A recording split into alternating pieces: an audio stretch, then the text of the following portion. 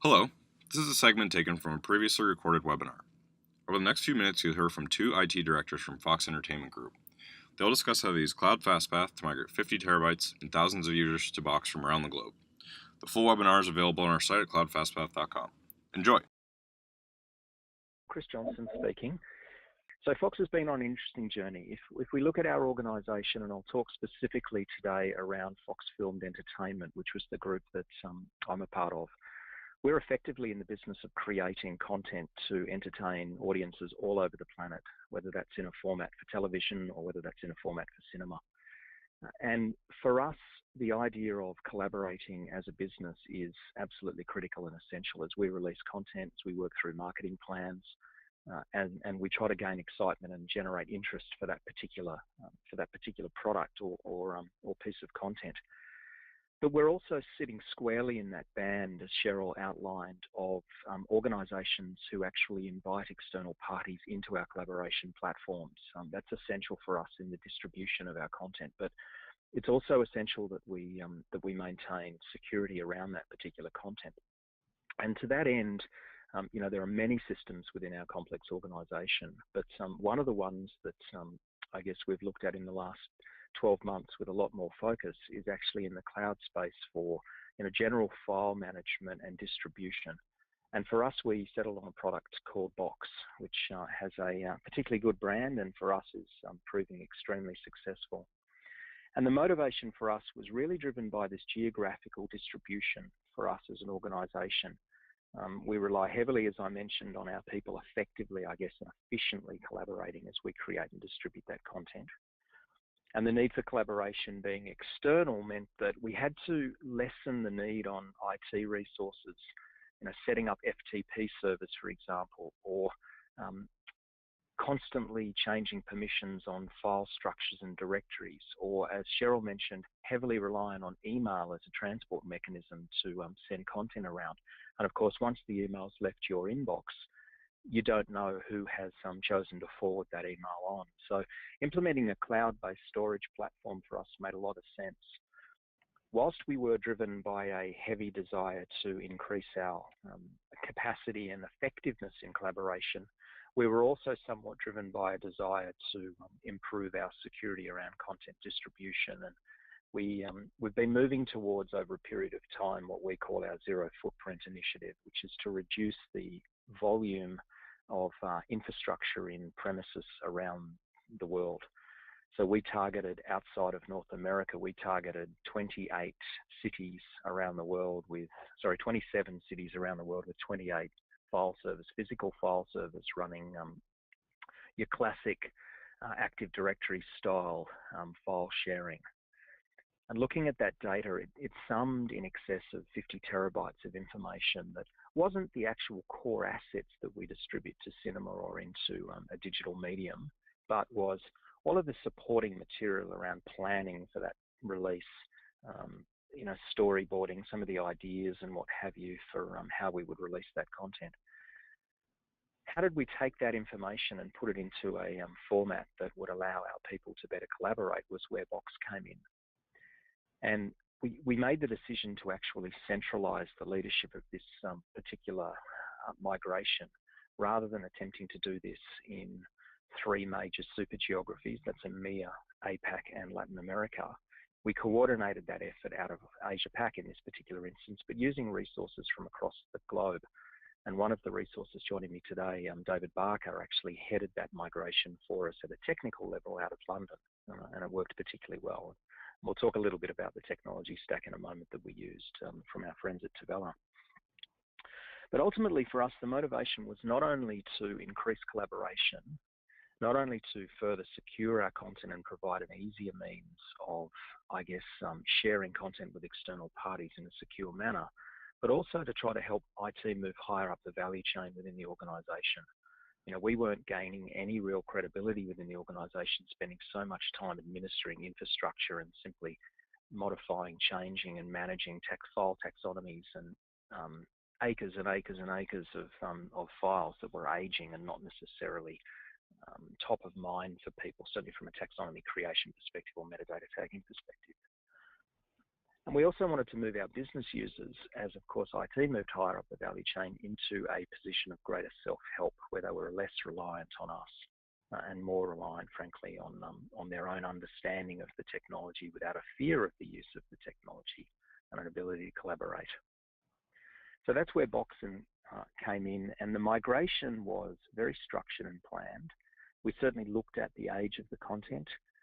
We certainly looked at the level of duplication in content creation, the degree to which that data was tagged and how that would work in a cloud model, shifting from a file server-based approach to a cloud model, of course, gave us the opportunity to leverage the power of search, particularly across multiple territories, which we just didn't have in the siloed file server approach. So a lot of planning went in, and I think perhaps one of the reasons we were so successful with this migration to this new platform was we never looked at it as a technical exercise. We looked at it as a fairly major exercise in change management. And we took a business adoption model, appointing business champions very early on with a consistent message and almost vision, if you will, of the end game, as opposed to tackling this as a technical project that if we built it, hopefully people would engage. With that approach, we actually self-empowered, if you like, the users. Our data sat into two major categories: almost the personal file share approach, where you would have your own network drive and your own content on that you weren't really in a position to share with anyone else traditionally through any means other than email, because the permissions around that content were locked down to you as an individual user. And then there was the shared drive approach, which many organizations have, and Fox certainly had, where the file server in the given local office had at times highly complex folder permissions set up for certain business units or more broader general drives. And looking at those two classifications of content, we empowered our users with Box and just the out-of-the-box interfaces that you get with a product such as Box to bring their own content up into the cloud. We started with their own personal personal network drive content up into Box. And that allowed them to whet their appetite, so to speak, to get a sense for how they could use the platform to interact with their own files. What quickly became apparent was that they were all of a sudden released from the shackles of folder permissions and the like within a file server, and they began to actually share their own personal content with their peers and colleagues, and we were rapidly moving into a shared approach through a cloud supplier, as opposed to the very fixed approach that they'd been in a matter of days, weeks beforehand. The personal content that they were moving themselves up into the cloud was nowhere near the volume that we had remaining on these servers around the planet for the shared content. So it was at that point we began the exercise of IT actually moving that content up, just using the out-of-the-box products, web browsers and what have you up into Box. And we quickly gained a sense of frustration just with the time that was going to take, with the lack of error handling, exception handling, etc. The complexity around permissions, mapping, folders that may have been owned by certain groups that the business had outlined they no longer wanted necessarily to restrict to only those groups. So we're in a world of trying to manually map permissions, etc., between a cloud and a file server.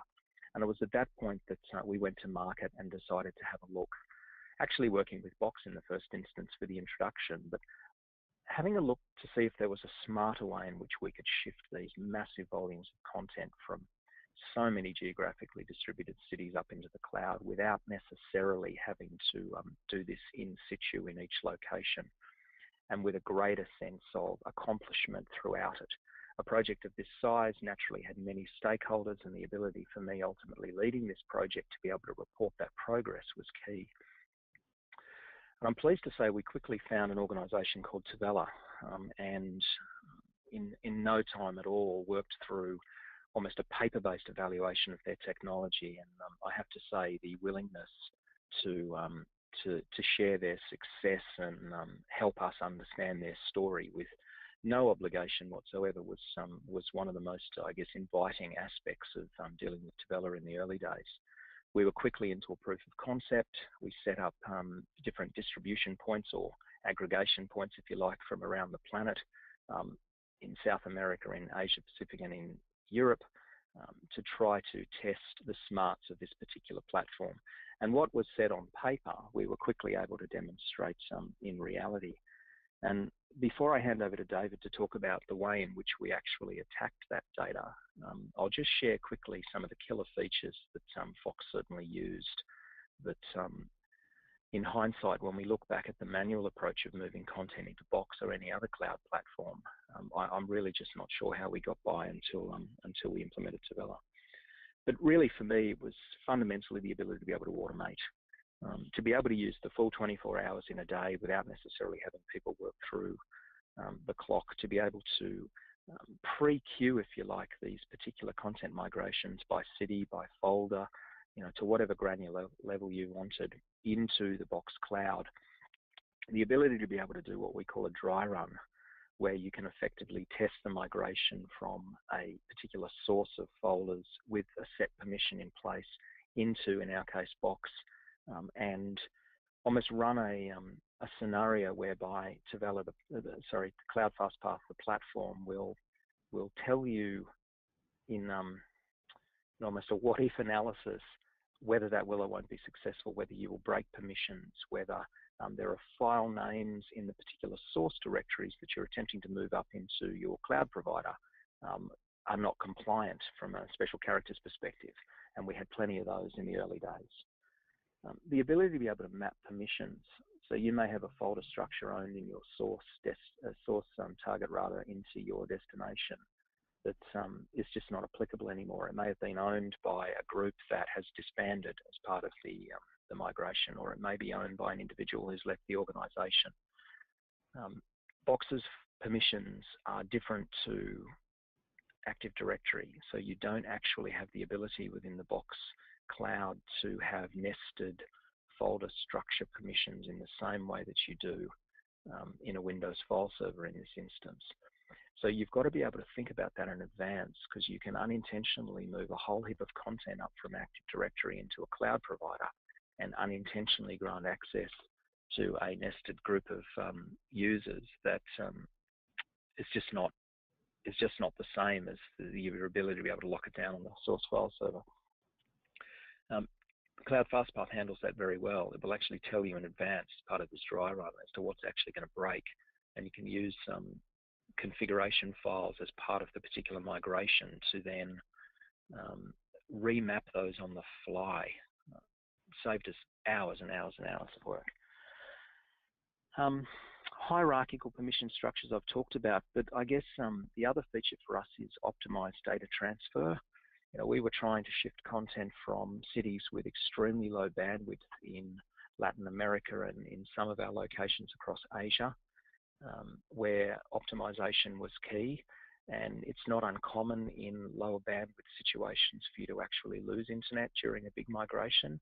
And sadly, there's no tolerance when you're using just a cloud storage provided web interface. If that transfer fails midway through, then you're in a really awkward position attempting to work out which files did go up, which files didn't go up, did they part send, how do you stand that up again? And the Cloud FastPath technology takes care of all of that for you. It has a highly detailed audit log that allows you at any point in time to resume a failed transfer. And the other one that I think I want to label as the killer feature, certainly for Fox, was this concept of being able to remove downtime for your given users through this iterative transfer concept. So we would actually take a weekend traditionally to try to move a whole heap of folders, and prior to the beginning of that weekend, you would email your users and say, hey everybody, stop work at 5 p.m. on a Friday night. Hopefully the transfers will finish by Monday morning. We'll let you know when you're allowed to access your files again. We would do that weekend after weekend after weekend in a traditional move, but with the Cloud FastPath product, we were actually able to migrate content whilst it was being accessed by users. And the way that simply works is it takes the file, it moves it up into the destination, and then you can iterate through night after night looking for any files that have changed since the first time that you started shifting the content, and it would only move the delta. So that by the third, fourth, fifth night after a weekend, all of the data had gone up, and the little tweaks and changes that happened throughout each day, you would merely need to say tonight at 10 p.m, don't access any files for 2 hours, 1 hour, whatever it might be, and the final few files would go up into the destination and we could shut down all access to the original file servers. That saved our bacon, so to speak. That was the killer feature for us that basically put us into a position where this looked seamless to our users. And for us, in an organization such as our IT group that constantly wants to add value, wants to look as shiny as possible in the eyes of our business, removing friction from their day and adding value to their day, that was really where this came in on its own, and we simply couldn't have done it without that feature. David, would you perhaps like to share a little bit more around the mechanics, the way in which we queued data and the way in which we transferred that? Because I think it was quite unique in the sense that this master console, if you will, was driven by one human, that being David Barker, for whole of planet.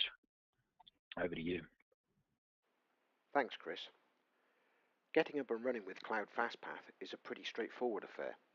It can be installed on either servers or workstations running a Windows OS, from Windows 7 up to Server 2012. We opted to install our client software on workstations based in locations that have the best internet bandwidth and latency to the develop hops. The client can be downloaded by logging into your Cloud FastPath control panel. It's then just a case of following the on-screen prompts to install. Once the software is installed, the client needs to be registered to your Cloud FastPath instance. This is done by entering your credentials for the control panel. Once the client's registered, it appears as a source in your control panel. You can then add shares from your servers or a local drive as a new system for that client. The Cloud FastPath text will automatically deploy your destination POPs, leaving you to add credentials for the destination. In our case, we were transferring to Box. All we had to do was select the POP, create a new system, select Box as the system type, and enter credentials that had access to the folders in Box we wish to use. Once you have your source and destination locations set up, it's time to create a transfer job. This is easily done from the control panel. You press the Create a New Job button, give the job a name, select the source machine from your list, and select the files you wish to transfer. Once that's done, you select the destination location from your pre-configured POP list and confirm where your files will end up. As we were migrating data from multiple locations at the same time, we created a naming convention for our jobs, which included the group of people that were the data owners, the location, the destination URL. This helped greatly when it came time to scheduling jobs and informing the users of the progress. After completing these tasks, it's just a simple case of pressing Run to start your data transfer. As Chris mentioned, there are some very nifty features within Cloud FastPath. The simulation option we used extensively to generate a report of the files, their permissions, and any issues that might arise when transferring them to Box. This allowed us to mitigate those issues before doing the actual data transfer. Scheduling jobs can be done by selecting the Schedule tab for a particular job. You can then choose to start a job at a specific time and date, or once a previous job is completed. This is a great feature to allow you to keep a POP transferring data for long periods of time without manual intervention. Synchronizing files is automatic. You just need to rerun your job either manually or using a schedule. This means you can run the job as many times as you want to keep your data in sync.